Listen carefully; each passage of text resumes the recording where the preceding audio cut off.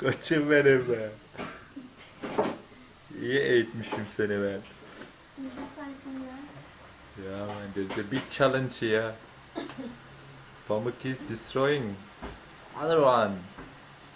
Evet, Pamuk atağa başladı karşıma Bobby Hood. Bobby Hood korkuyor, taktik geliştirmeye çalışıyor. Atak.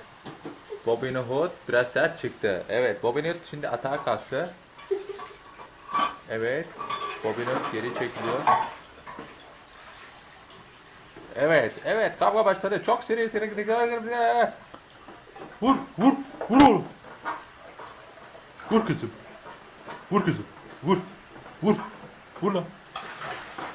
Bakma, bakma. Önüne bak. Önüne bak. Ulan aptal.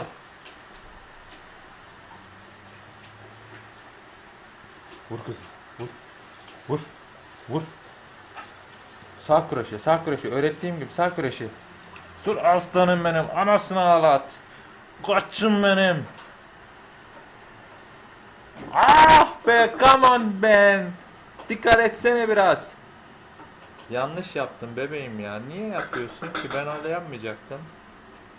Huh? I'm just like stealing a little bit of onion, yeah. Ama önce eti koyacaktım neyse. Oh. Hadi Okay. vur, vur. I'm putting in the meat o zaman, tamam? Koyuyorum. Aslanım benim. Pamuk soldan gir. Koçum benim. Gir ağzını yüzünü kır. Koçum benim. Ah. Koklama yok, koklama yok. Kavgada koklanılmaz.